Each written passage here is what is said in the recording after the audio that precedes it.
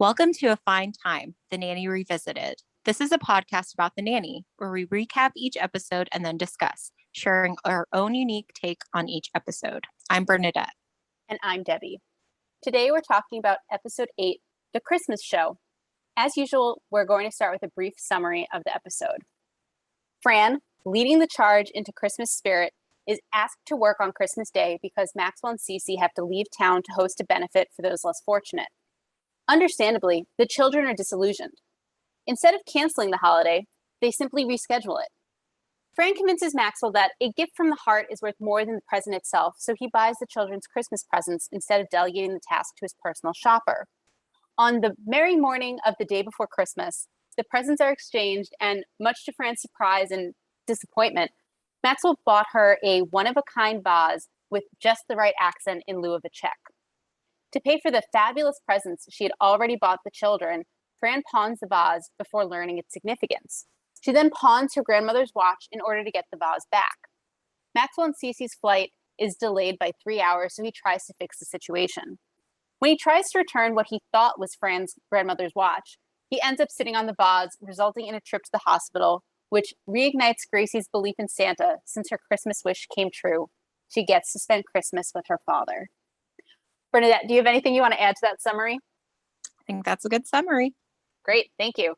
So I guess let's dive right into scene one, right? We have the Sheffield children and Fran returning from ice skating, and she tells the kids to put their wet clothes in the hamper, and Niall says to her something like, "You don't have any wet clothes?" She says, "Well, I didn't fall." And Gracie deadpans and says, "She didn't skate."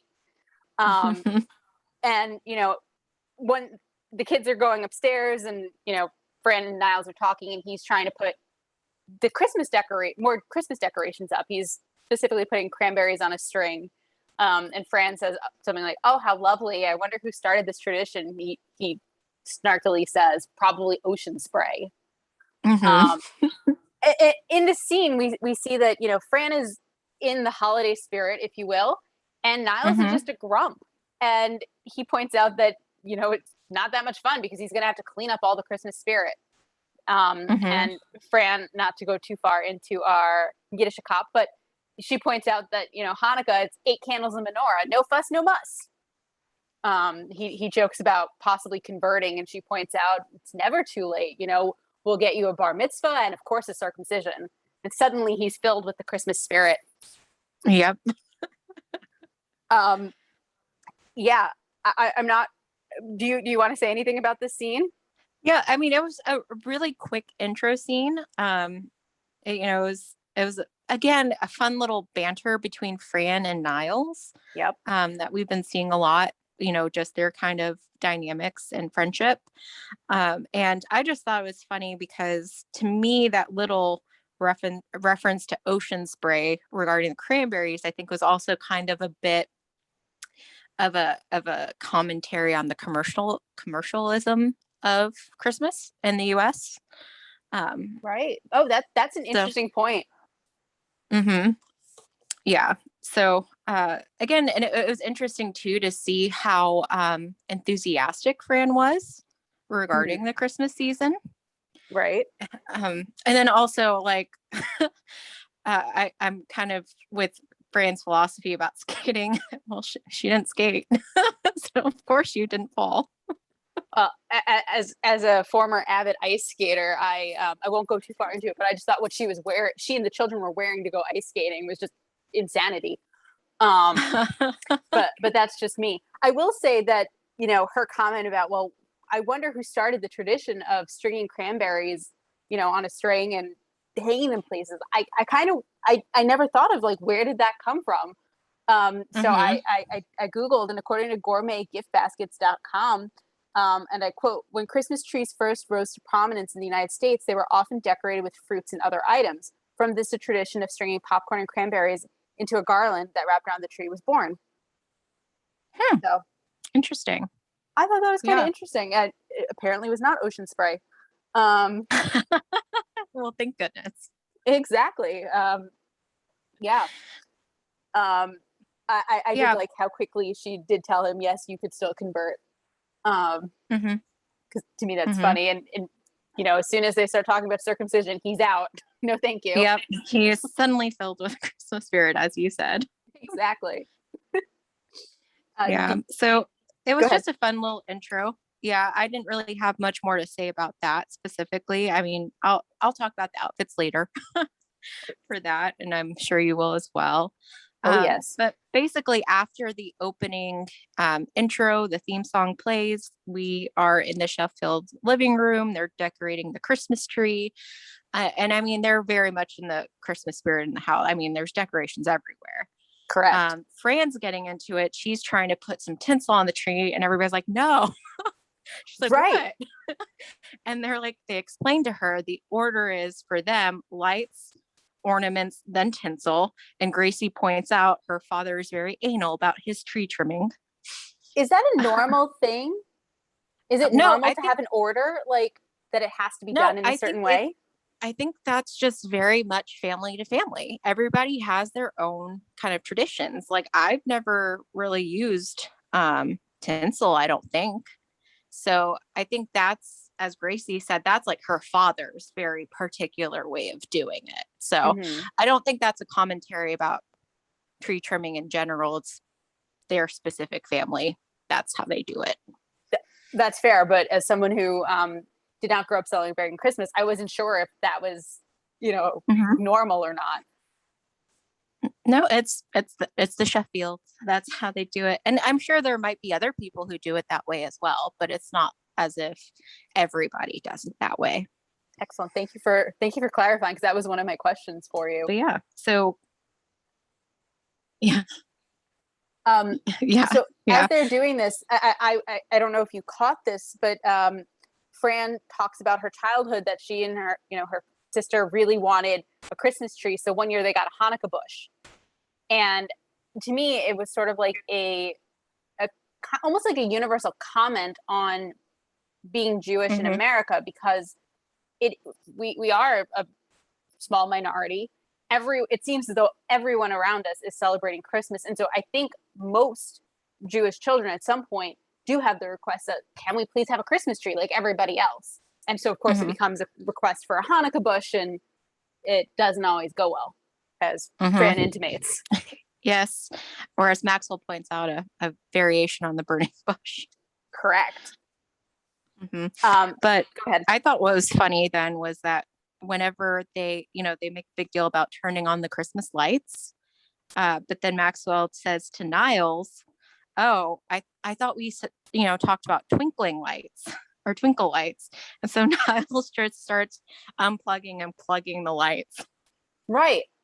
Which has the effect of blinking. Yes. Poor Niles. Yes. Poor Niles. But then we learn that Maxwell's again needs to go to DC for Christmas because he and Cece are putting on that benefit for the less fortunate. And so they're going to be moving Christmas up a day. And Fran says, "You can do that." He can do that. Yeah. You can move Christmas? It's like, yeah. Who knew? I mean, the thing with the Jewish holidays is that you don't get to pick and choose when they are. They're either, as my mom likes to say, they're either always early or always late. There's no such thing as them being on time.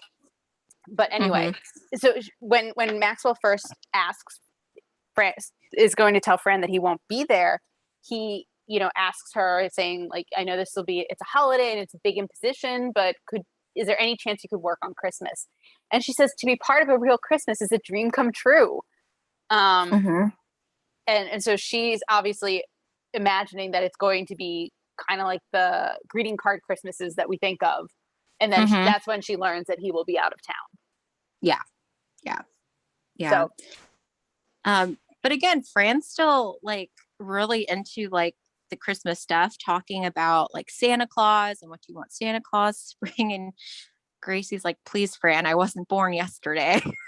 Right. Because none of the kids, really believe. But when Fran is asking, well, what would you ask or what would you want? Gracie says that she would want Daddy home for Christmas. Exactly. And Fran's like, well, what about an easy bake oven? Yes.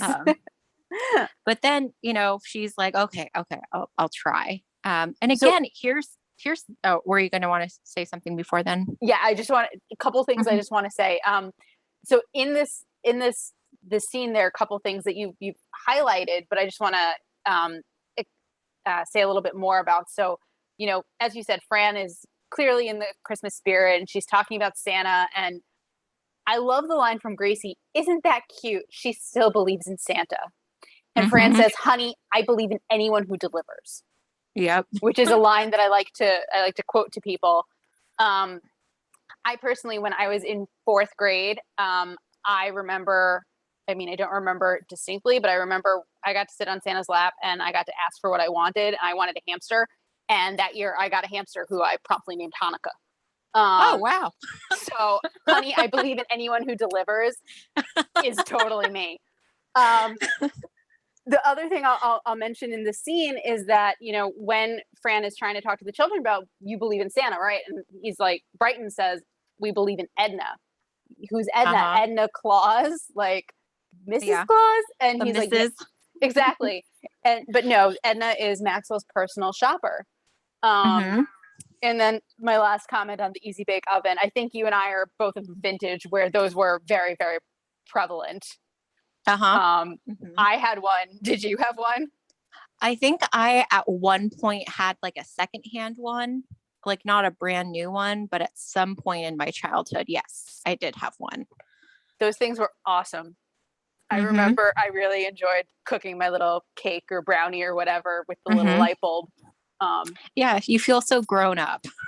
Exactly. Even though all you're doing is you're like mixing, was it water or milk with powder? You putting it in Yeah. the little pan and you just like push it in, wait, but continue pushing it. And ta-da, you have a baked good.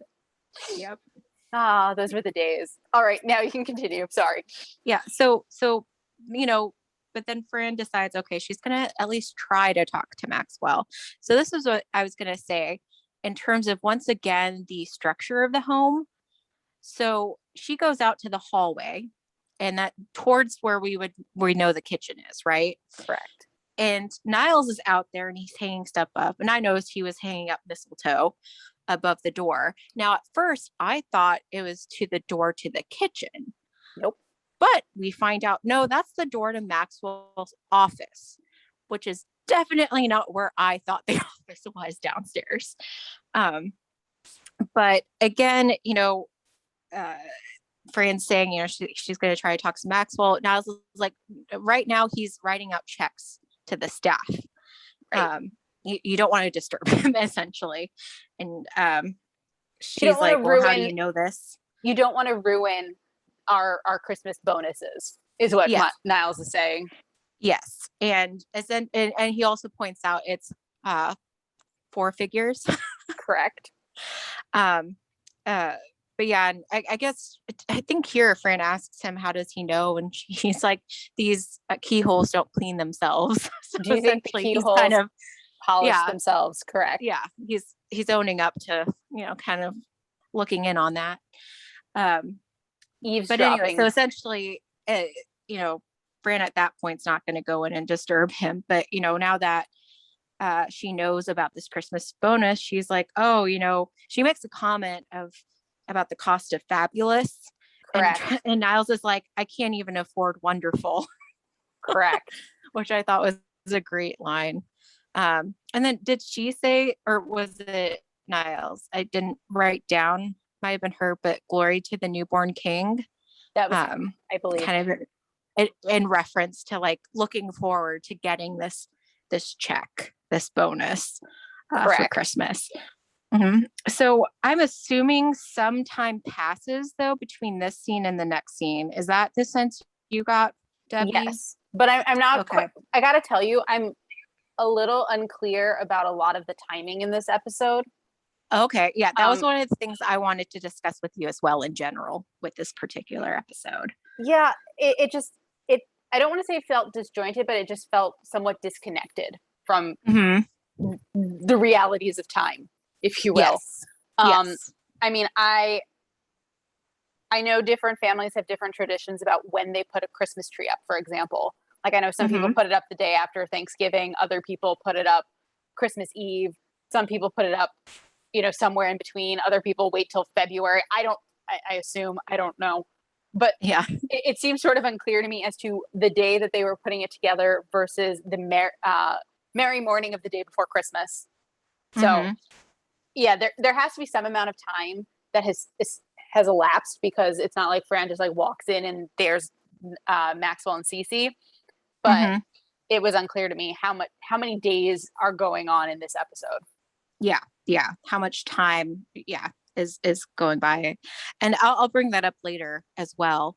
But again, this is where I first learned that Maxwell's office is right there, because we can see the mistletoe Right. above the doorway, because the door to the office is open, and we're looking our perspective at one point. It's like from his office outward, and we can see behind, in the background, the tree that they put up in the middle of the living room. So we know that's kind of the orientation. And Cece's at the doorway and she's Yep. under the mistletoe and she's trying to point it out to Maxwell. Correct. She's trying to get him to kiss her. Yes. And then Fran pops out of nowhere and gives Cece a kiss on her cheek. Right. But also keep in mind that Cece's standing under the door where Niles just hung the mistletoe in the last scene. Yeah. And she says something like, "Oh, is this mistletoe?" And he looks. He said, "It looks rather much like holly or something." Oh, okay. And she's like, "No, it's mistletoe." And yeah, like very firmly. Exactly. She is very clear. This is mistletoe. I demand a kiss. Mm-hmm. And she says, "Tradition. What is it? Tradition demands a kiss, or whatever." And that's when Fran walks in by and says, "Okay," and gives her a kiss on the cheek. Yeah, and then leaving behind some lipstick. Correct. And needless to say, that was not the kiss that Cece wanted. Oh yeah. Oh no, it was definitely not. Yeah.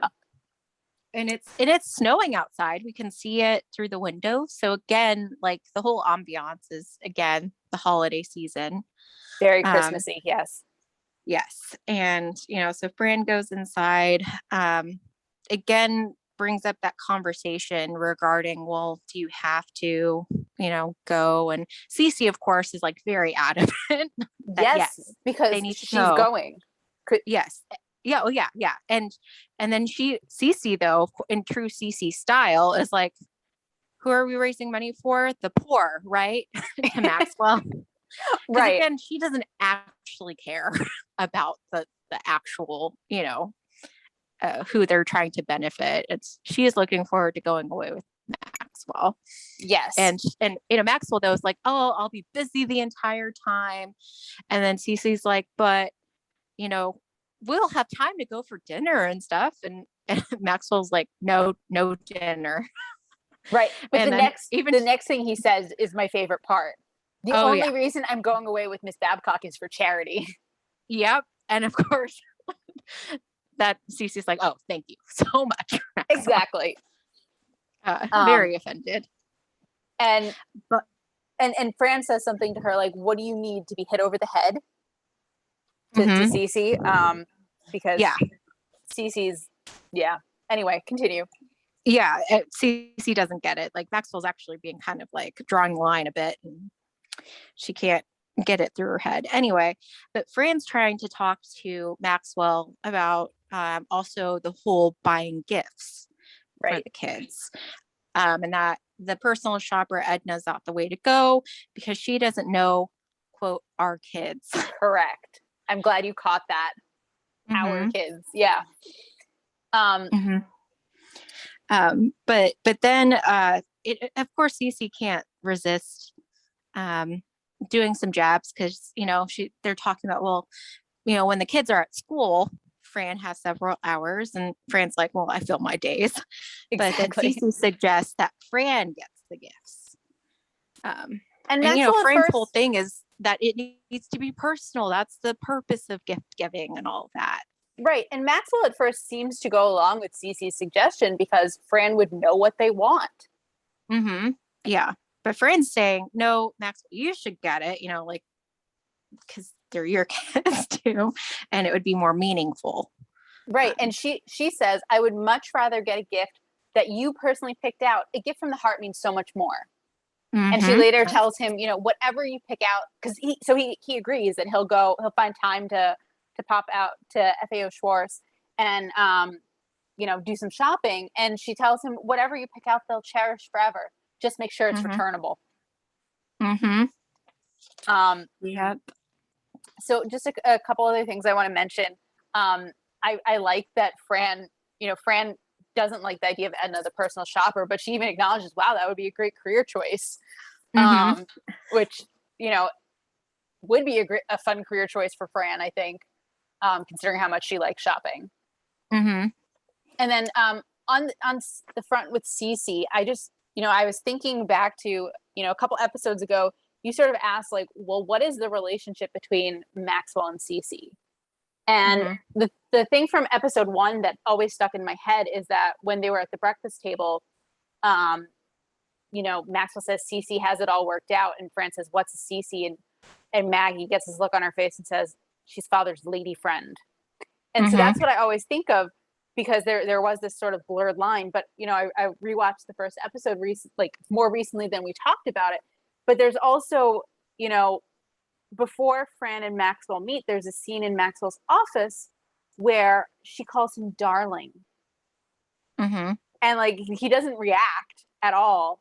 And so that's just what it made me think of when we were talking about, what do you need to be hit over the head? So like there have been Mm-hmm. some mixed signals going on. Yeah. Um, Mm-hmm.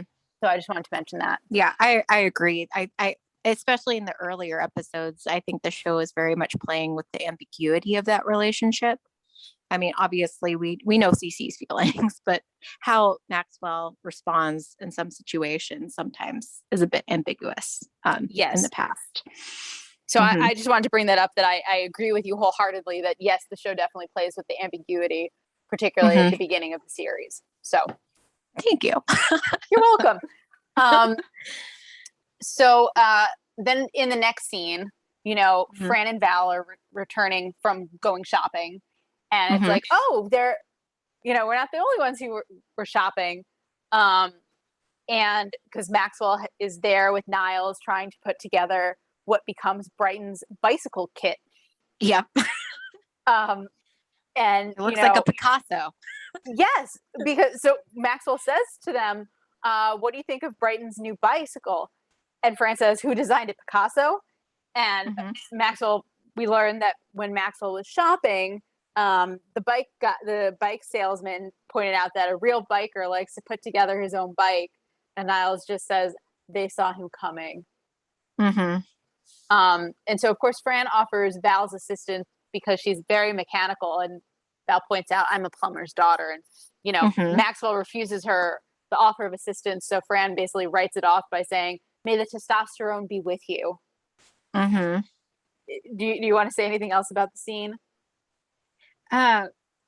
Now, is this where we also see, or is it the next scene? I don't know if I marked it correctly. With the pink sweater yet? Is that the next That's the scene? next scene. Okay, then I'll hold off. Yeah, Okay, we can go to the next scene if you we want. can go to the next scene. Well, and I mean, because Fran's gone shopping. And again, this is with the expectation that she's going to get a bonus check. Correct. And so, for instance, for Maggie, she picked out a pink sweater. And in terms of her finances, she, if, is it Niles who asks her if she has credit cards? So Niles asked her, what did you do, win the lottery or Mm-hmm. something? And Yeah. so before we get to the credit cards, she says, no, more like rubber checks. Mm-hmm. And that's when he asks if she has a credit card or not. Yeah. And she mentions not since that Edward Scissorhands incident at Macy's. Correct. So again, we kind of definitely foreshadowing, I think, with all of this for me about what's going to happen. But that's just a quick little, very quick scene. That's like just a very quick little snippet we get there before we go to the next. So did you have anything else to add for that particular scene, Debbie? Just on the comment where she said, she wrote the rubber checks, and she explains why in her mind it's okay. And she says, and I've done my part to stimulate the economy. Mm-hmm. I enjoyed her explanation. Mm-hmm. So do you want to talk to us about the next scene?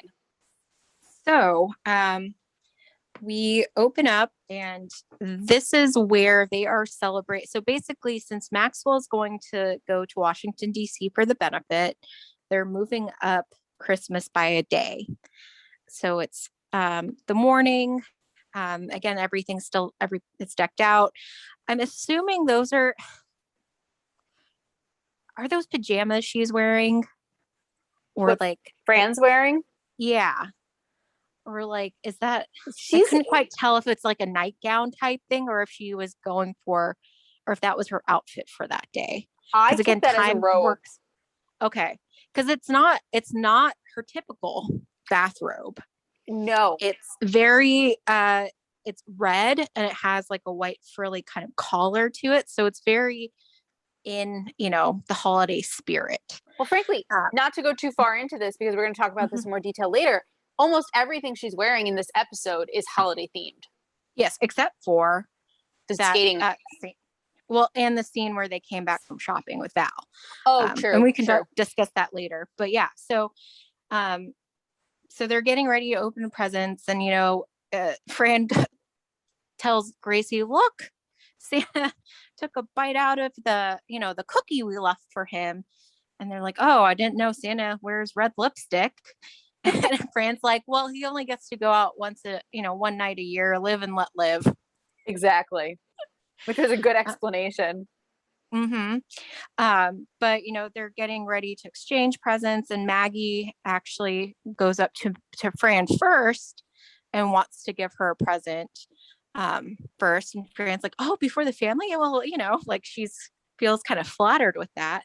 And Yes. once again, um, uh, Maggie's saying, "Oh, I hope you like it. I made it myself." And Fran's going on and on about how, it's kind of the personal touch to it. That's the best. And she opens it, and there's like a big flower. And she's like, "Oh," very much what when people are like not sure how to react, like they Yes. don't love it, but they're also not trying to hurt your feelings. Did you know what it was before Maggie told her? No, I I had was no like, I idea have either. no idea. And even Maggie explains it's a pajama holder. And I was like, I don't even know what that is. I mean, I've never had. I Oh, assume it's something exactly that you what it put sounds pajamas. like.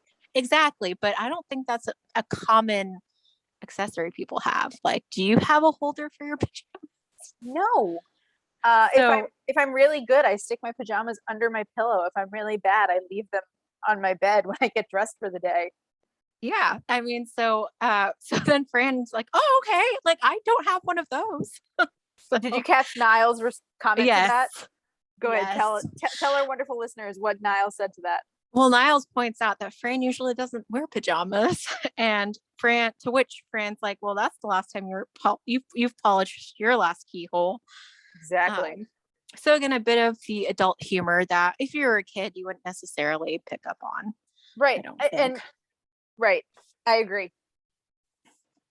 And then in the background, we see Brighton brings forward a wheel to the Yep. bicycle. He's like, "Oh, I love it. What is it?"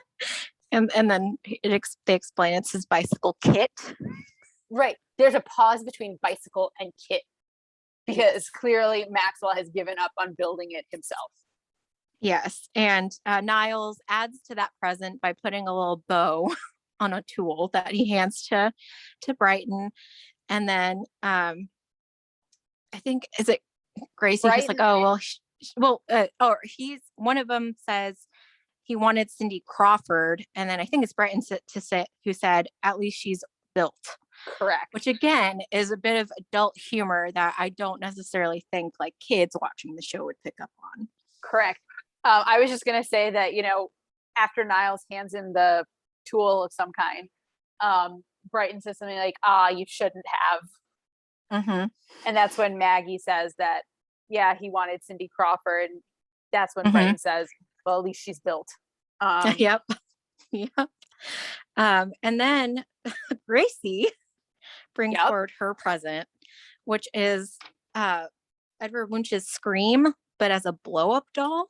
Yep. So like kind of like a Rocket Sock'em kind of blow up figure. It's taller than her, Yes. around the same height, and she loves it. But that doesn't But stop once, her from stalking no, it. oh yeah, and that's because again, it's reaffirmed that Maxwell can't stay. He still needs to go to Washington D.C. so he won't be home for actual Christmas. So she's like, "Oh, okay, I understand," and then punches the Scream doll, and Brighton makes the comment, "No hidden hostility there." Exactly. I just want to point out that a couple episodes ago, I mentioned that the Scream will come back, and this is what I was thinking of. Ah, yeah, makes sense. But yeah, but it was, I mean, it was such a Gracie present. Exactly. Yeah. But again, it's in this scene that Maxwell gives Niles his check. Correct. Um, Notice how and then, Niles notice how Niles doesn't get a personalized gift. mm-hmm, yeah. So And then Fran's, waiting in anticipation. But Maxwell actually pulls out a present and she's kind of confused. correct. Like, what? And she opens it and it turns out to be a one of a kind vase. Correct. And And she's just kind of like, he yeah, go explains ahead. to her, I gave it a lot of thought. I picked it out myself. Mm-hmm. And he sounds so proud of himself when Yeah. he says that. Mm-hmm.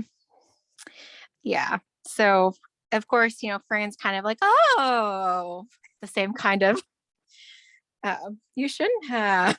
Yeah, it's the same kind of fake enthusiasm that she had for Yes. the gift from Maggie. Yes. Before we move on, is there anything else in that scene that you wanted to discuss? Yeah, so when Niles is handed his Christmas check, he opens the envelope and says something like, "Thank you, sir. Oh, Mr. Sheffield, more than generous. It's hard to express just how much I deserve this." Not It's just amusing that he toots his own horn that way. Mm-hmm. Um, that's the only other thing I wanted to add to that scene. Mm-hmm.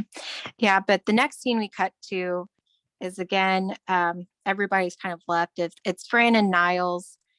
Um, and Fran's like, "Will you come visit me in debtor's prison?" Because of course she had done all that shopping in anticipation of getting that bonus, and she did not get that bonus.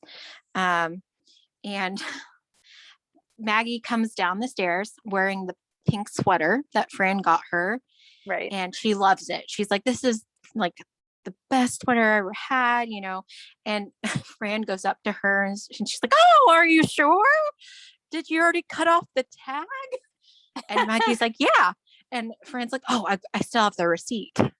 And then Fran, I don't know if you noticed, she's kind of tugging on Maggie's sleeve, almost as if like trying to get it off of her. But Maggie's just, saying how much she loves it and she's gonna, wear it and um all the time. And so finally Fran kind of, gives up and she's like, "Okay, wear it in good health." And Maggie walks away and you could see that one of the sleeves is distended from the tugging of by Fran. And Niles points out to Fran, "Well, I can like spot you the money." And Fran says, "Well, I consider you a friend, so I gotta tell you, I'm not good for it." Which I thought was like an interesting little exchange. Again, the friendship between Fran and Niles is delightful. Yes, it really is.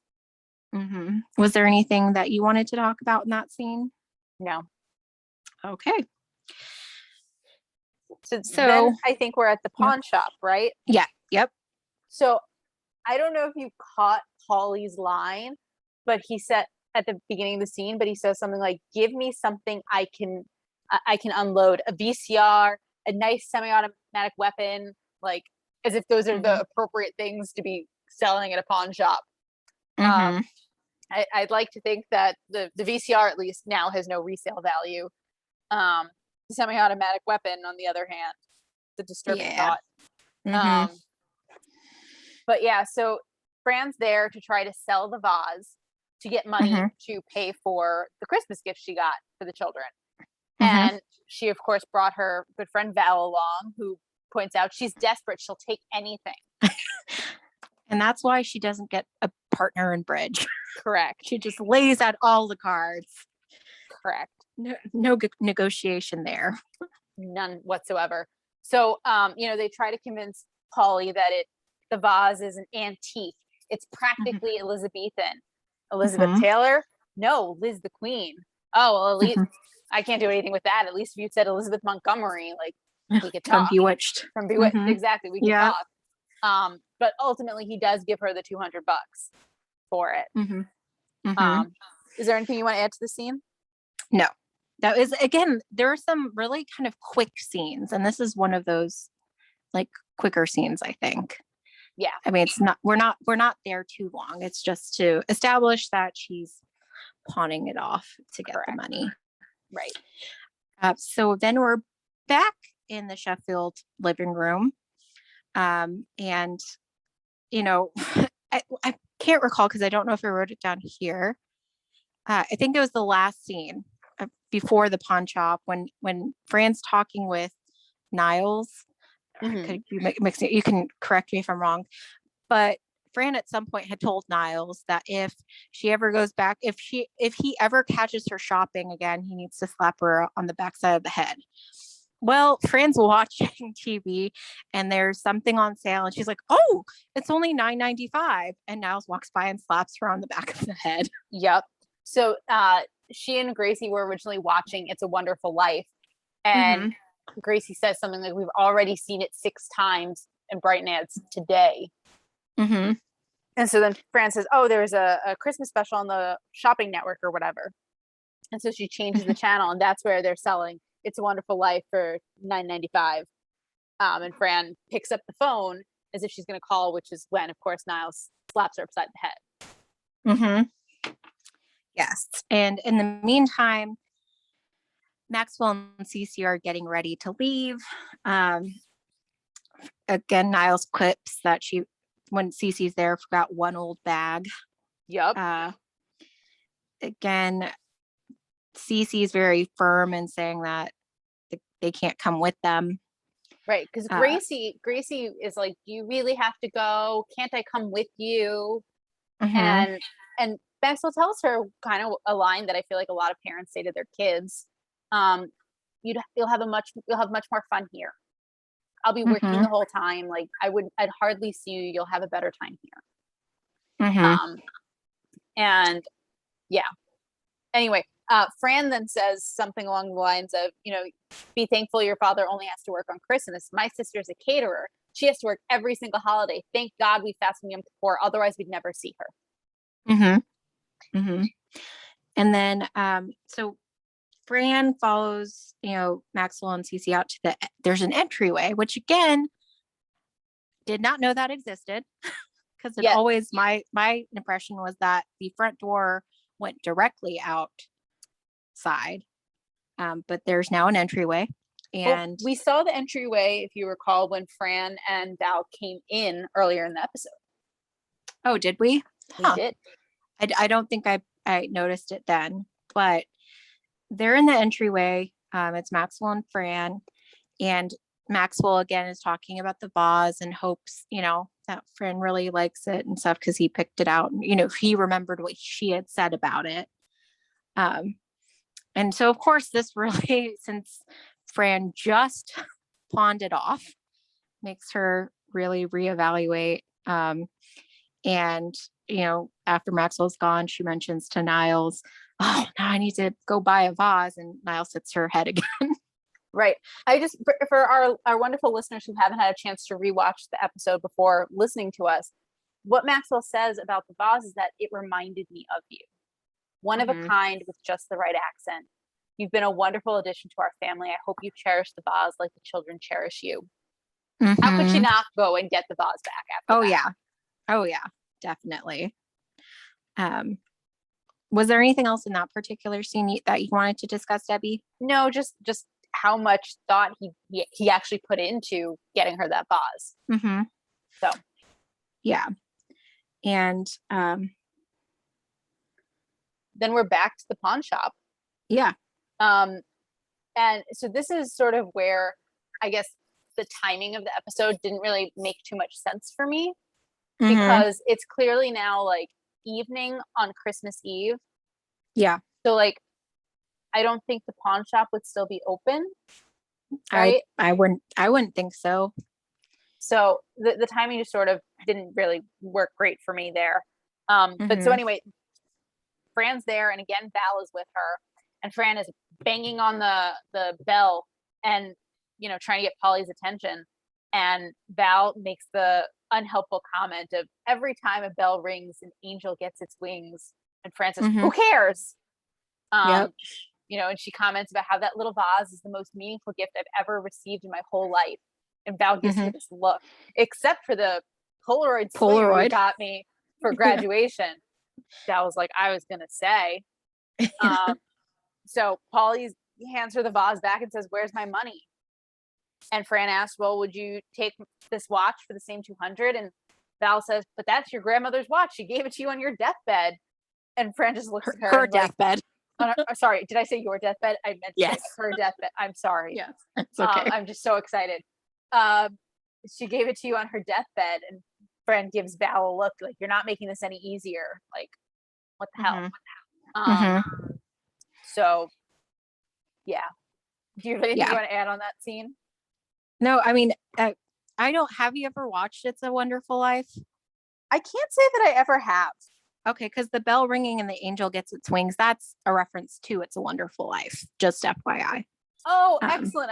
I had meant to Google that quote before we spoke and I forgot. So I'm glad you knew the reference. yeah, yeah. So again, that was just another really quick scene. Um, so I don't have anything to really add to it. Uh, and then we find ourselves in the airport with Maxwell and Cece In and another short Niles. scene.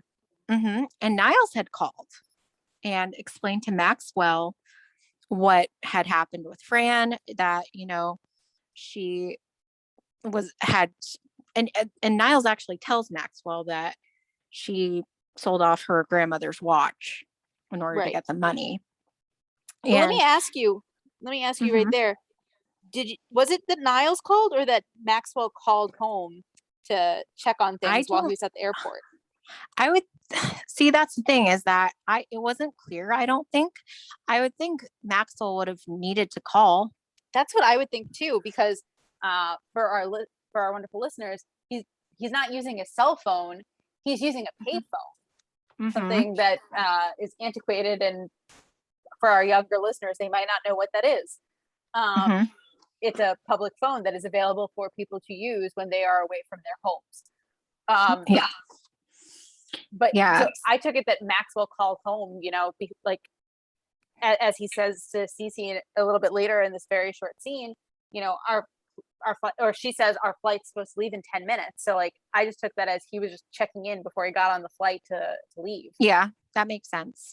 So anyway, Yeah. continue.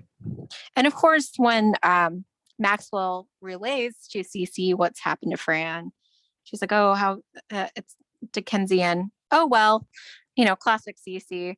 Correct. And Maxwell's trying to figure out what to do, and that's Cece's like, "Our flight's leaving in 10 minutes." But then there is an announcement over the intercom that actually the flight is delayed by 3 hours, and so Maxwell's like, "Oh, I promised to be back on time." Because that 3 hours gives him enough time to try to go sort it out. And Santa is there also ringing his bell. And, Cece's upset. And she's like, "If you ring that bell one more time, I'm going to wring your neck." Which Yes. again, classic Cece. Correct. But again, it's another very quick scene. Right. Did you have anything more to add to that one, Debbie? No, I was going to highlight the if you ring that bell one more time, I'll wring your neck. And then Mm-hmm. she's so like aggressive, and then at the end she's like, "Santa." Yeah. Like she sort of backs off a little bit, but clearly not enough, as Mm-hmm. we will discuss later in the episode. Mm-hmm. So now we are at the church. Because actually earlier I forgot to say, Gracie specifically also asks if Maxwell could go to church with them that night. Right. To which he said, "No, I have to go to Washington, D.C." But the family's at church. Fran's running a little late. The church is packed. Like everybody's like very much smushed together, as Yes.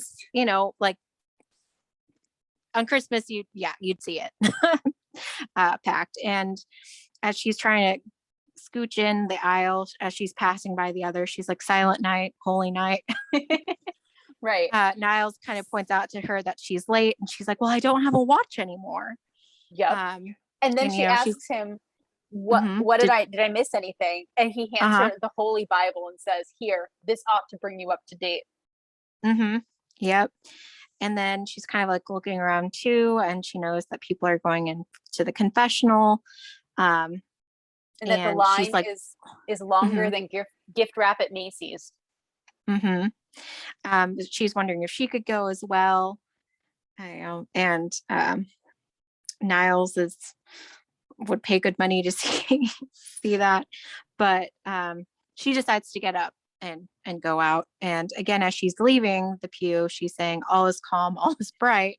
So she knows like the lyrics to Silent Night, but the children are wondering where she's going. Yes. And so Maggie asks Niles, and Miles says to confess. Maggie turns to Brighton and says to play chess. And then Brighton turns to Gracie and says to undress. Correct. It's the So telephone game. classic telephone. Yeah. Exactly.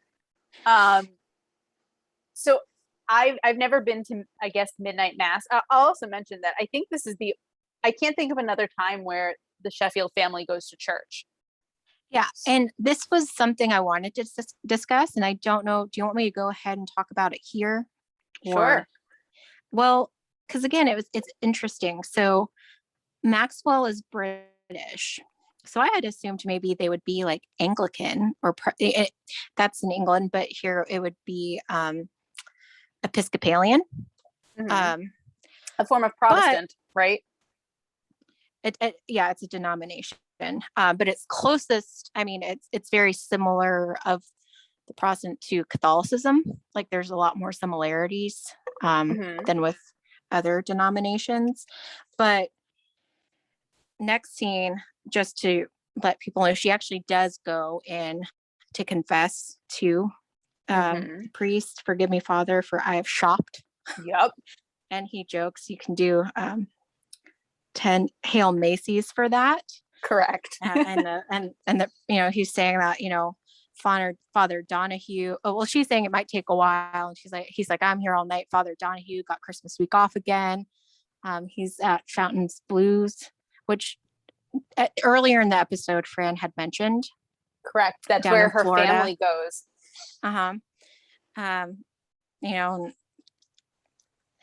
I can explain this and then I'll talk about in general the religious stuff. But so she's asking, does Christmas live up to expectations? He's like, "Well, it depends on what your expectations are." And he's like, "Oh, you're good." Right. Yeah. But then there's a knock, almost as if when there's a public restroom or something and someone knocks to see if they can come in, and you're like, "Someone's in here." So Fran's like, "Someone's in here," but it's Maxwell. Yep. And he joins her in there, and essentially he says he heard about what happened. He knew where to find the pawn shop from Val. Yep. So he wanted to remedy it by getting her grandma's watch, and of course, Fran's like, "Oh," and then she's like, "This isn't my grandma's watch." And then she's like, "At least I have my beautiful," and of course Maxwell sits down right then. He sat down on the vase. And we hear his scream from the glass inserting itself into his bottom. Yes. But so going back to the whole religious aspect of it, it was interesting because, again, I'm not sure if, going to confession is something that non-Catholics really do. Like, I'm not, and this could be my own ignorance. I don't know if Episcopalians have it the same way that Catholics do it. And in Catholicism, it's a sacrament. So it wouldn't just be any person going in there. You have the sacrament of reconciliation when you're younger, the first time you go to confession. So I just thought that was kind of interesting with the timeline originally. with how things were going, I couldn't keep track. So I thought they were trying to do this on Christmas night, which I was like, that doesn't make sense. But I realized because they moved the presents up, it was actually Christmas Eve, which would make sense. Um, but yeah, so I I couldn't tell if the other thing too with Niles pulling out the Bible. I mean, typically I've not seen just the Bible hanging out in the pews at church. I Right. don't know if that was Niles' personal Bible or what, but usually it's hymnals, like to sing along, that you would find. And at least with mass, I've never seen confession going on during mass, Oh, that like was one of my for Christmas questions. mass. Like I haven't seen it. Now, could it have happened elsewhere? Like I don't know everything, so maybe, but I usually like the purpose is to go to mass for like Christmas Eve. Right. Um, So that was one of my questions about whether it was normal to have confession, like a line of people waiting to confess at midnight mass. and It's interesting to me that mhm, I just assume, so like, I just assumed they were at a Catholic church. okay. So that's showing Mhm. my own ignorance. And to your Well, I mean, question, it go makes ahead. sense. I mean, because it was the Catholic stuff, like confession and all that kind of stuff. I just was thrown off because since he's British, I would have thought it would be Episcopalian, but I guess, Right. yeah, I could be wrong. So, Um, and then to your question about uh, whether Episcopalians use confessionals, according to classroom.com, classroom.synonym.com, there's a whole article about do Anglicans practice confession? And the little excerpt, it says that confession and prayer for absolution are important practices in the Anglican Church. So Anglicans can mhm. participate in confession following the traditional forms of confession practiced together by the church congregation or privately with only a priest as a witness. So again, that's Okay. according to classroom.synonym.com. Do Anglicans Mhm. practice confession? So Yeah. So again, you know, I don't know. so, but yeah, so I thought it was interesting because again, it was also like they didn't seem very religious to me, like the family. right, Um, but yeah, so that was just an interesting. And again, Father, like the priest who's chatting with Fran's pretty funny in terms of just kind of like, hey, yeah, whatever. 10 Hail Macy's right. for that. But he is also a little bitter about Father Donahue. He brings him up more than once in I that was going to little say he's scene. more than a little bitter. He's quite Yes. bitter about it, Yes. actually. Yeah. Um, and so, yeah, I was going to ask you, does Christmas ever live up to one's expectations? Um, but I think that's an interesting philosophical question. hmm Well, what's so interesting is you have the Christmas season, right? I mean, at least in the United States, I mean, there's very much a buildup to Christmas. Um, again, there's a lot of commercialism with it. People doing, Black Friday shopping right after Thanksgiving. Um, as Right. you mentioned, like sometimes I've seen stores start putting Christmas stuff out like this time of year, in the fall. Um, so again, I think the priest is right, is that it depends on what your expectations are. Because there is kind of like it's interesting how different people, they decorate early and all that stuff, but then as soon as Christmas is over, they immediately take down their decorations. Now, like my family, we usually keep it up until the Feast of Epiphany, which is January 6th, Mm-hmm. because technically the 12 days of Christmas, which, you may have heard, the partridge in a pear tree that they'll Right. sing later. Right. That's actually the 12 days after Christmas, not leading Interesting. up to Christmas. So, but again, a lot of people just like as soon as Christmas is over, they start taking their decorations down. So to some extent, for some people, it may feel anticlimactic or it might not feel like what you see in the movies because you see there's so many Christmas movies out there. But for others, it's not. So I think it's very much person to person, how they experience Christmas. Excellent answer. Thank you. You're welcome. Do you have anything else you want to add about that scene? No, I don't. So we then jump to the hospital, where Maxwell is lying on his tummy. And as we learn, his butt is a bit exposed, because the hospital gown does not close properly. And, Fran's kind of looking sad, like sort of embarrassed for him. And Maxwell says, it's not so much the pain as the humiliation. And then he's like hoping that Cece will be able to handle the benefit on her own. And she should have taken off right about now. And Niles deadpans, there go the friendly skies. And as they're there, clearly waiting for Maxwell to get some medical attention, Santa is wheeled in a wheelchair, because some lady at the airport knocked him out with his own bell. And his ears are still ringing. Correct. And Santa does not want to get into the hospital bed. Santa wants to, get up and go, because do you know who I am? Do you know what day it is? He has places to go, things to do. Anyway, so, Gracie goes and says, "Thank you, Santa, for all my Christmas presents." And Brighton says, "Why are you thanking him? Basically like, you didn't believe in him." And she says, "Well, I do now, because my Christmas wish came true." And Maxwell says, "Well, what was that? What was your Christmas wish?" And she says, "That you'd be with us for Christmas." And he looks at, they have this wonderful moment where he says, "Funny, that was my wish too." And then at the very end, we hear the bells ringing and it's after midnight. It's now officially Christmas. And Fran says, "Maybe we should invite the old man. No one should be alone for Christmas." And she says, "Santa, are you decent?" No response. There's no response. So she pulls back the curtain and the bed is empty. The window's open. Snow's coming in. She looks out the window and you hear, the sleigh bells and ho, ho, ho. And she has to lie down. Yeah, she's like, "I gotta lie down." Exactly. Do you want to add anything?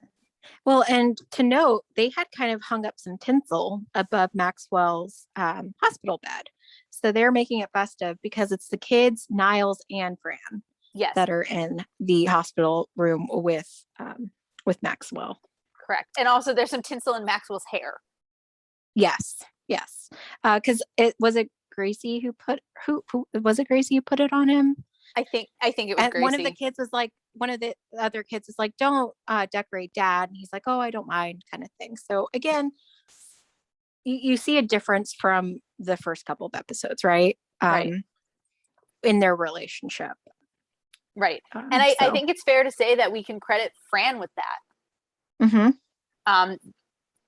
Yeah. Anyway, I'm making a note for more for my future fun shtick. Yeah. Otherwise I'll say it now. Yeah. But again, that's the classic kind of ending where it really was Santa, or that's the implication. Correct. And then in the ending, like credits, they're all singing "A Partridge in the Pear Tree," and then Fran kind of goes on a little tangent about what's with all the birds.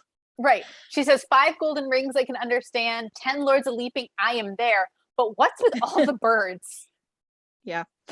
And then they all turn and say, "Happy holidays. Thanks for watching." Right. Exactly.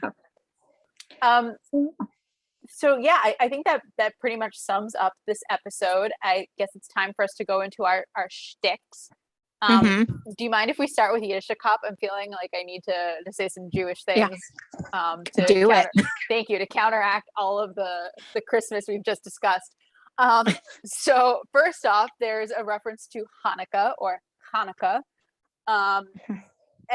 This is the Jewish holiday that takes place in the winter, that commemorates the Maccabees' victory. And at the main thing people think about the holiday is there's what she refers to as a menorah, which a menorah is just basically means it's like a candelabra. If you're talking about one that is specific for Hanukkah, the term is Hanukkah.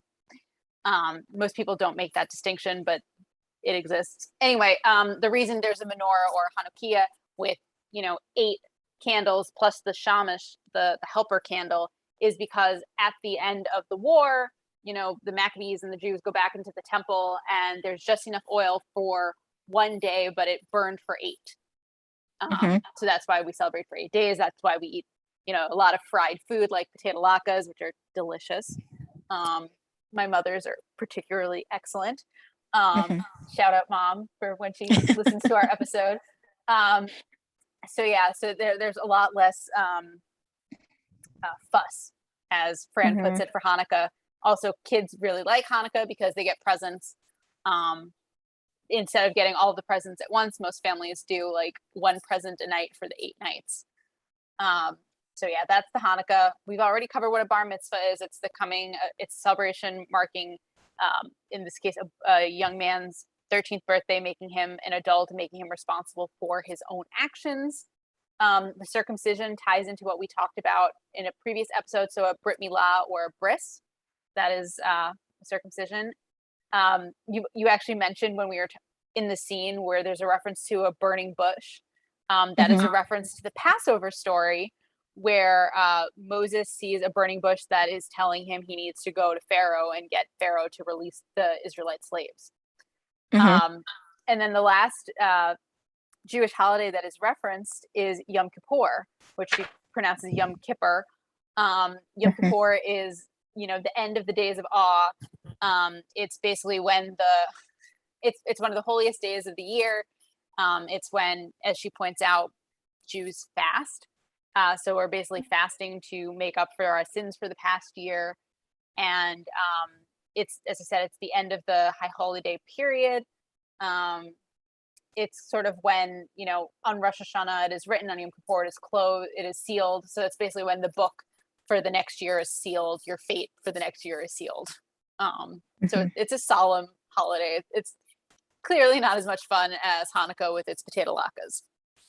But yeah, so I now I feel a lot better that I've counteracted some of the Christmas stuff we've talked about. Thank you. I can resume my Jewish identity. Which of our shticks would you like to go into next? Let's talk about. Let's just start with fashion. Excellent decision. I know you were mentioning that the outfits they're wearing at the beginning are ridiculous for skating purposes, but they were cute. They were adorable. The girls, yeah. But as a skater, you believe that that's ridiculous that they were wearing that. I mean, so pre-pandemic, ice skating was a hobby of mine, and I would never go dressed like that. I would always wear leggings and like a sweatshirt. Particularly, I have a sweatshirt that has a pocket on the arm, so I could put my iPod, because that's how old I am, my iPod in the pocket and listen to music while I skate. I also did have the question of where were they skating? They were probably skating outside, which also made me wonder, like, I personally don't skate outside because I just think it's too cold and unpleasant, and I'd much rather skate in a inside where it's weather controlled or climate controlled. So it made me wonder, like, maybe they should have been wearing another layer if they're outside. I definitely wouldn't be wearing tights because they wouldn't be warm enough. So yeah, those were my thoughts on their ice skating ensembles. And as we kind of alluded to before, like Fran very much wears for most of the episode, like various festive outfits, reds and greens. Yep. But there is the when she and Val come back from shopping and Maxwell's building the bike or attempting to, she was wearing a very, very bright pink, I don't know, fuchsia kind of jacket, a lime green skirt, a vest with bright colors on it. So that I really noticed was like a departure from the rest of her wardrobe throughout this episode. Yes, absolutely. Because as you put it, almost everything else she's wearing is Christmas themed. I didn't note her coat specifically, but I did note that the vest and the skirt were not in the same red and green theme. Yeah, they're very bright colors. But yeah, so in terms of outfits, though, I actually think my favorite outfit in this episode was Maggie's outfit for Christmas. Really? She had a red skirt and a white lacy top Yep. that I liked. So I think this is the first yeah, time someone's outfit other than Fran's has been one of our favorites. maybe. I I think mean, I might have liked someone else's in another episode, but I can't remember. So I'm just, listeners, let us know yes, in the please. comments. Um, I was going to actually point out what Maggie was wearing also. It's nice, but my point is it has color. You know, Mm-hmm. she's Yeah. wearing a color that isn't beige or faded or blah. Mm-hmm. My Yeah. favorite outfit is actually in that scene also, but it wasn't Maggie's. It was Fran's dressing robe, the one you asked about. Mm-hmm. Like, Oh yeah. what was she wearing? Like, I Mm-hmm. thought it was lovely. Yeah, it was. It was nice. And again, very festive. Like Yes. fits in. It also looked very warm, which is very much needed in the winter. Oh yes. And again later on, I will just say I was not really a fan of the pink sweater that Fern got Maggie. I think it was the stuff on the front, like the The, little balls. the I little don't know. white dots. Yeah, because they were coming off, like they weren't just flat. I don't think. I don't know. Did you Yeah. like it? I like the pink color. I didn't care for the Mm-hmm. polka dots. I didn't realize they were 3D, but Mm-hmm. Yeah. But Maggie likes it, so good for her. exactly, that's what It matters. now her left sleeve is now a little longer than the right due to Fran. But but yeah. Anything else you wanted to discuss in terms of fashion? I'll just point out that Niles is also getting into the Christmas spirit. One of his vests, or more than one of his vests, are Christmas themed. Mm-hmm.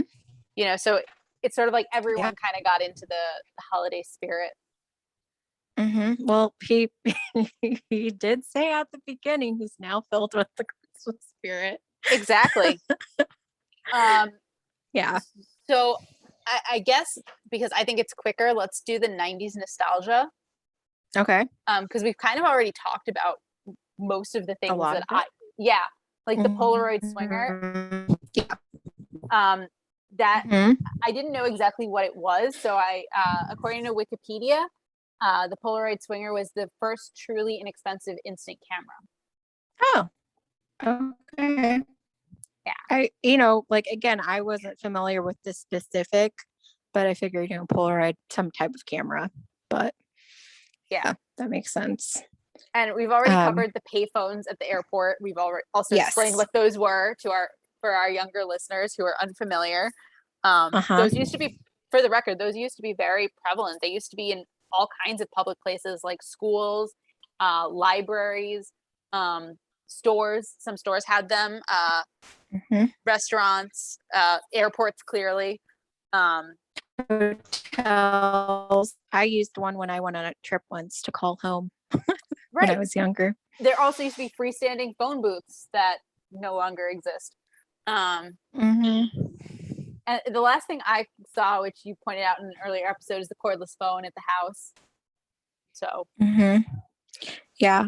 Well, the other kind of stuff, again, I think I kind of mentioned easy bake oven makes me think more of that era. I think they have new and improved easy bake ovens, but it's not the same. How can you improve on a classic? So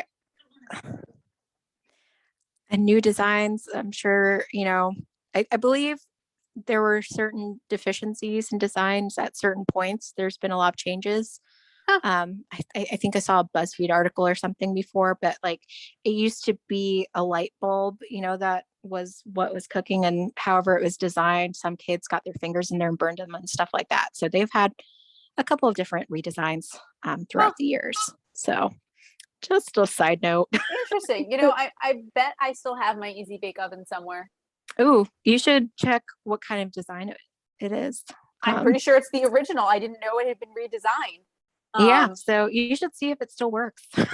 I have the vaguest recollection that at some point I took it apart, but like I can't imagine why I would have done that because like I know it was a light bulb inside. I Yeah. know I remember almost getting something stuck in there. I remember the little like pushy thing so you could like push the tiny little cake through. Now I really want cake, so thank you. I'm glad we're Yes. having this discussion. Anyway, I'll mention also but also the go ahead. infomercial, like the $9.95, selling on TV. They still do. Like there are still infomercials around, but I associate it a lot more in the 90s. Like call Interesting. now. Interesting. That's a good point. I just sort of assumed it was on the Home Shopping Network, which I assume still exists. Yeah, and there's definitely still all of that, but to me, like the whole $9.95 thing, it seems a lot like that era. Right. My guess is that now it's no longer $9.95, but like $29.95 or $39.95. And the other thing I just thought of is the whole airport thing where Maxwell's like, "Oh, I'm gonna leave and come back." Yeah, that's fair. Because I know when they say, "Oh, the flight's been delayed 3 hours," he's like, "I'll be back." I'm like, "Yeah, okay, good luck with that." Yeah, exactly. So, yeah. I'll just mention again the VCR reference from Polly at the pawn shop. That would be pretty worthless now, I think. But yeah. So, do we want to move on to notable New Yorkers? Always. Okay. Do you want to start first or do you want me to go? Sure. Not really a New Yorker, and you've kind of already mentioned it, is the Fontainebleau, which is a luxury hotel in Miami, which got a bunch of airtime here. There were references to Presidents Washington and Lincoln. I hope people know who they are. Yes, I would assume. Then there was FAO Schwarz, which is a very fancy toy store in New York City. Picasso, you mentioned. You also mentioned Edward Scissorhands. Yes. For our younger listeners, that was a 1990 movie which starred Johnny Depp, according to Wikipedia. You meant. Do you want me to just keep going through my list? Because I feel like okay, I feel like I'm going to cover all of them unless I miss somebody. You already mentioned Cindy Crawford, who was an American supermodel. There were references to Elizabeth Taylor, who was an actress, humanitarian, and businesswoman who, quick spoiler, will appear on a later episode of The Nanny. And Elizabeth Montgomery, who was the star of Bewitched. And then there were references to It's a Wonderful Life and Dickensian, which I believe would be a reference to Charles Dickens. And then I'm out. Yeah. And I'm trying to see because I was wondering if there was another quote that was a reference, because I think I already mentioned the angel wings is from It's a Wonderful Life, when Val says that in the store. But I'm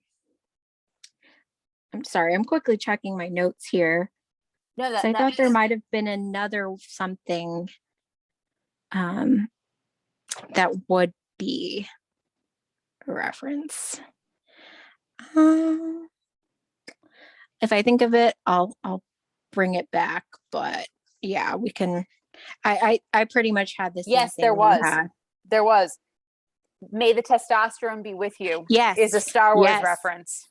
Well, and also kind of, so there's the May the testosterone be with you, but the other funny thing with that, not only Star Wars, but it, and also like Catholicism and stuff, it's May the Lord be with you and also with you.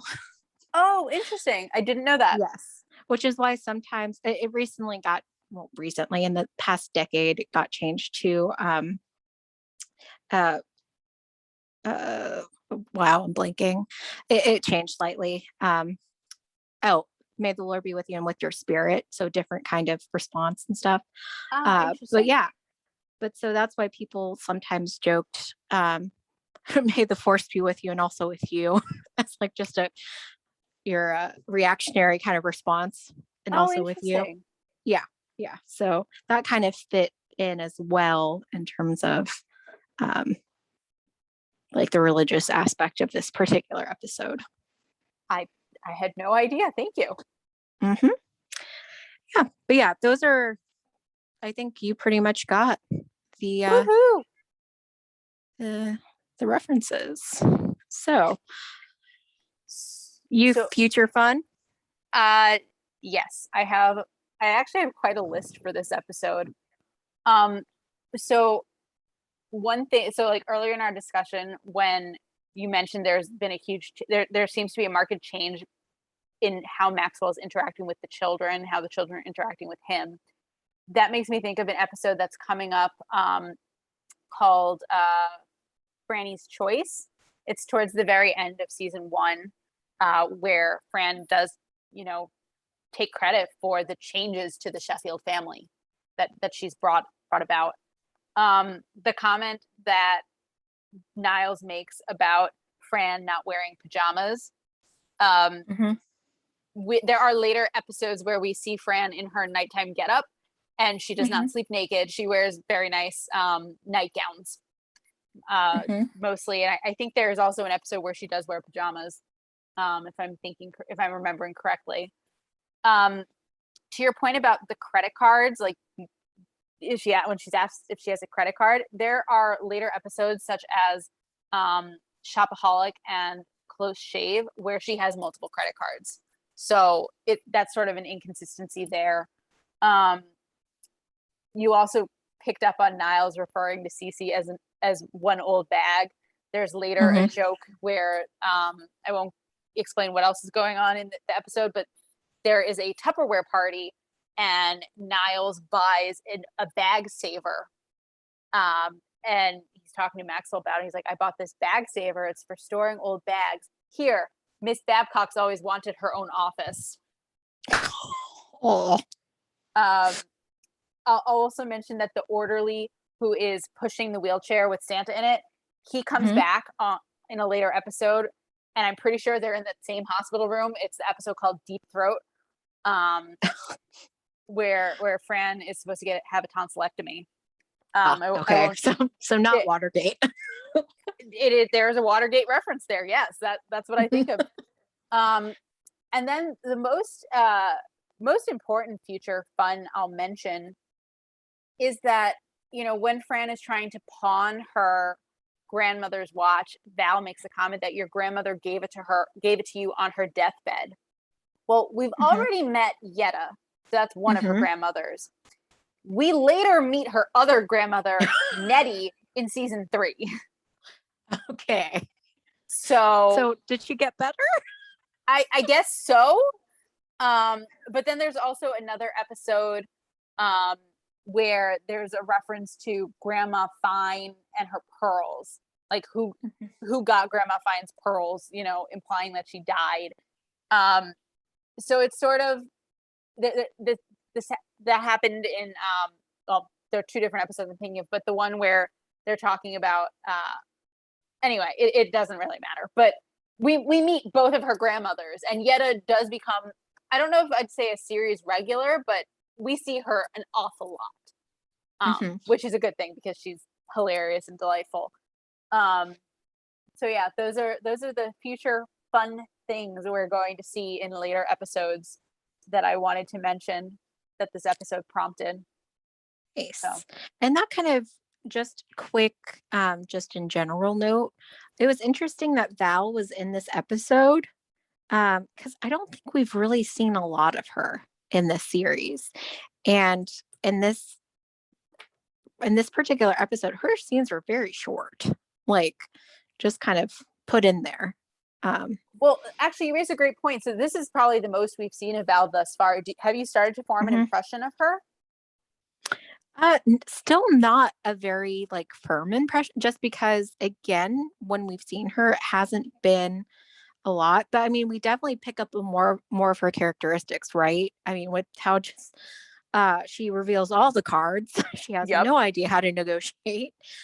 She's kind of rubbing in the salt in terms of the watch. Like your grandmother gave it to you on her deathbed, but I guess if that's an inconsistency, maybe not as much rubbing in about a dead grandmother. But it's interesting, I don't know, I don't think I knew that she was a plumber's daughter, for instance, whenever she mentioned that. Um, but yeah, so she's not very tactful, maybe. Okay, I that's don't one way to put it.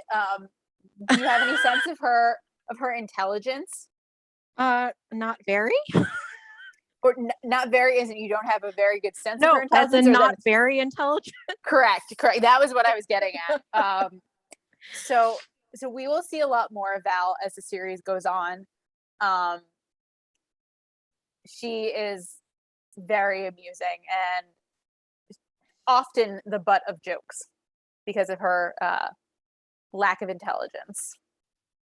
So I thought you were going to say it was interesting that she was so prevalent in the episode because her name is Valerie Toriello.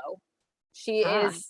is not Jewish. She would be Mhm. celebrating Christmas, so you'd think she would not have all the time to go hang out with Fran at the pawn shop. Mhm. Um, but as we It's will go is ahead. hey, is the pawn shop guy related to her? No? I have no idea. I don't think we ever see Polly again. Okay. Although Because that would have been interesting if although that was like the every time we've said Polly, as we were discussing, like, why is this name so familiar? There is a guy that there is an episode titled Val's Boyfriend where she dates a guy named Polly briefly. okay, but not the pawn shop guy. No, no, not the pawn shop guy. No. Um, yeah, so yeah, we will see a lot more of Val. It is interesting to me that Maxwell says that he got the name of the pawn shop or the whatever from Val, because it seems weird to me that he would call Val and talk to her, or even be able to call Val and have her phone number. Mm-hmm. Um, Yeah, and that would like I mean, again, I guess that's still some 90s nostalgia. Like, um, you don't have your cell phone. So you really have to write it, like have a Rolodex or something to keep track of phone numbers and hope that they're home and can answer. right. There is a later episode where Fran is out. I won't say where she is or with whom, but she calls Val's house and she gets Val's mother because, spoiler, Val lives at home with her parents. Not too surprising, I suppose. But she says, "Hi, Mrs. Torriello, is Val there?" And we Mm-hmm. we don't hear the mother's response, but Fran then says after a moment, "You're right. That was a stupid question," or something like that. Mm-hmm. So yeah, so kind of to your point, like you call and you hope that the person's there for Val. She's likely to be there. She's likely to be Mm-hmm. home. Um, yeah. Okay. Anything else you wanted to discuss before we get into our ratings? I guess I just have one thought that I don't think I shared in the scene in the hospital. Maxwell says, "Funny, that was my wish too." But Mm-hmm. earlier in the episode, where at the time that Fran finds out that Maxwell won't be home, the kids say he's never home for Christmas. Mm-hmm. And so to me, like, it Well, sort of seems to me like if it really was his wish, he could stay home with his kids. He wouldn't have to. He could delegate dealing with the benefit or whatever. mm-hmm. You know. Yeah, but I think it also might be indicative that since Fran's been in their lives, like it might actually have been like he was looking more forward to being with them this particular Christmas. Interesting. But it wasn't until he was injured that he realized, well, it's not the end of the world in terms of him not going himself. Like Cece can handle it. Um, Hopefully. and I think, to some extent, he still needed some type of excuse or an out. Um, to make it happen. Mm-hmm. But again, might be like secretly, he kind of did wish that he could have been there. I hope So, so. yeah. I'll also mention that there is a future Hanukkah episode, but you have to wait till season 6 for that. So, Okay. all right. That's all I have. Did you have anything else? We have the episode rating. I know. I want to see if there was anything else Okay. you wanted to talk about before we jumped into it. I think I have covered everything I was planning to talk about. So aside Excellent. from in general, there was that weird time issue Right. where it was difficult sometimes to tell when certain things were happening, but we kind of already alluded to that. Right. So now it's time for us to do our episode rating. As a reminder, we like to rate our episodes from 1 to 5 lipsticks. I think it's my turn to go first. Is that right? I think it's mine. Oh, excellent. Good. You can go first. Yeah, you went first last time, so I think it's mine. I'm gonna give it a 4. Okay. I there are some very heartwarming moments. Again, really enjoyed scenes also with Fran and Niles, like their whole camaraderie. It was just there were some weird like timing issues Mm-hmm. that made me a little bit confused. But yeah, I'll say 4. What about you? I'm gonna give it a 3.5. Okay. I was militating between a 4 and a 3. Mhm. And I decided I might as well split the difference. Yeah. This is not an episode that I go out of my way to watch. Mhm. As I'm learning as we're going through this, season 1 is not my favorite season. There are a Mhm. lot of episodes that I'm just like, if I'm doing a rewatch from beginning to end, I'm just like, I can skip that one. Let me move on to something I enjoy more. Mhm. And that's sort of how this episode feels for me. But you're right, there are some heartwarming moments, and when Maxwell does get to spend Christmas with his kids, it brings tears to my eyes. But yeah, so I'm gonna give it a 3.5. I'm just gonna split the difference. Not worth the brain cells to try to figure out if I should give it a higher or lower rating. Yeah. So Sounds good. yeah. So anyway, that's all we have for you today. We hope you had a fine time with us as we revisited The Nanny. Join us next week when we'll be discussing episode 9, Personal Business. If you'd like to reach us on social media, you can find us on Twitter at Nanny Revisited. You can also send us email at afinetimenannyrevisited@gmail.com. Have a great week.